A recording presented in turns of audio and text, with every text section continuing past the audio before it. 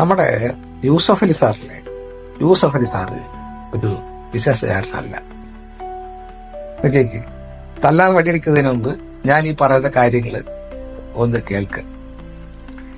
നമ്മള് പൊതുവെ ആളുകൾക്ക് കൺഫ്യൂഷൻ ഉണ്ടാക്കുന്ന രണ്ട് വാക്കുകളാണ് ബിസിനസ്സുകാരൻ അല്ലെങ്കിൽ ബിസിനസ്മാൻ, എന്റർപ്രണർ എന്നീ രണ്ട് വാക്കുകൾ.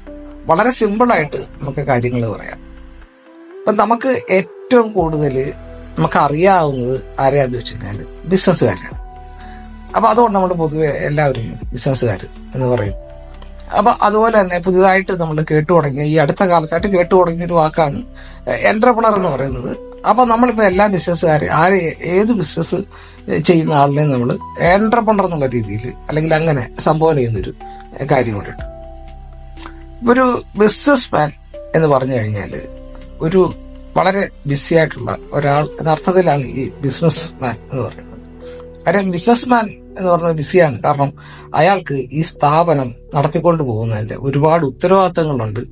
അങ്ങനെ ഒരു സ്ഥാപനം നടത്തിക്കൊണ്ടു പോകുന്ന അല്ലെങ്കിൽ ഒരു ബിസിനസ് റൺ ചെയ്തുകൊണ്ട് പോകുന്ന ഒരാളിനെയാണ് നമ്മൾ ഒരു ബിസിനസ്മാൻ അല്ലെങ്കിൽ ബിസിനസ്സുകാരൻ എന്ന് നമ്മൾ പറയുന്നത്.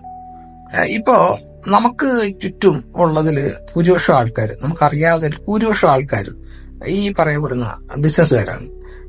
ഇപ്പൊ ഉദാഹരണം പറയുകയാണെന്നുണ്ടെങ്കിൽ നമുക്കടുത്ത് വളരെ എളുപ്പത്തിൽ മനസ്സിലാക്കാൻ വേണ്ടിയിട്ട് നമുക്ക് അടുത്തുള്ള ഒരു സൂപ്പർ മാർക്കറ്റ് എടുക്കുക. ഈ സൂപ്പർ മാർക്കറ്റിന്റെ ഓണർ എന്ന് പറയുന്നത് നടത്തിക്കൊണ്ടു പോകുന്ന ആളെന്ന് പറയുന്നത് ഒരു ബിസിനസ്സുകാരനാണ്. പിന്നെ എന്താണ് ഈ എന്റർപ്രണർ എന്ന് പറയുന്നതിലുള്ള വ്യത്യാസം? അപ്പൊ ഒരു എന്റർപ്രണർ എന്ന് പറയുന്ന ആള് ചെയ്യുന്ന ജോലി എന്ന് പറയുന്നത് അയാൾക്ക് ഇതെല്ലാം അറിയാം. ഈ ബിസിനസ് നടത്തിക്കൊണ്ടു പോകുന്നത് എങ്ങനെയാണെന്നറിയാം. ഈ ബിസിനസിന്റെ നൂലാമാലകളും അതിന്റെ ടെൻഷനും ഇതെല്ലാം അദ്ദേഹത്തിന് അറിയാവുന്ന ആള് തന്നെയാണ്. ഈ എന്റർപ്രണർ എന്ന് പറയുന്നതും ഈ ബിസിനസ്സിനെ നന്നായിട്ട് അറിയാവുന്ന ഒരാൾ തന്നെയാണ്. ഒരു എന്റർപ്രണർ ചെയ്യുന്ന ജോലി എന്ന് പറയുന്നത് അയാളുടെ വിഷൻ, അതായത് അടുത്തൊരു 5 കൊല്ലം അല്ലെങ്കിൽ 10 വർഷം കഴിയുന്ന സമയത്ത് നമ്മുടെ ലോകത്തിൽ എന്തൊക്കെ മാറ്റങ്ങൾ ഉണ്ടാവും, അവിടെ എന്തൊക്കെ ടെക്നോളജിക്കൽ അഡ്വാൻസ്മെന്റുകൾ ഉണ്ടാവും, ആ സമയത്ത് നമ്മുടെ ആളുകളുടെ പ്രയോറിറ്റീസ് മാറും, അവരുടെ ആവശ്യങ്ങൾ മാറും.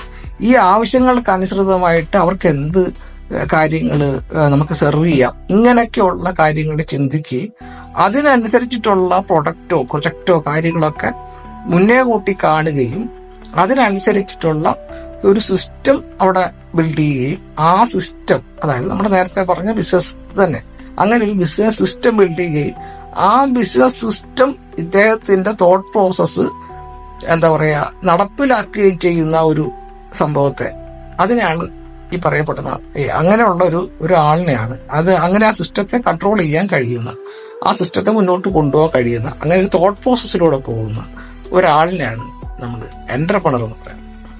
അപ്പൊ അതുകൊണ്ടാണ് നമ്മൾ പറയുന്നത് യൂസഫ് അലി സാറ് ഒരു ബിസിനസ്സുകാരനല്ല, അദ്ദേഹം ഒരു എന്റർപ്രണറാണ്.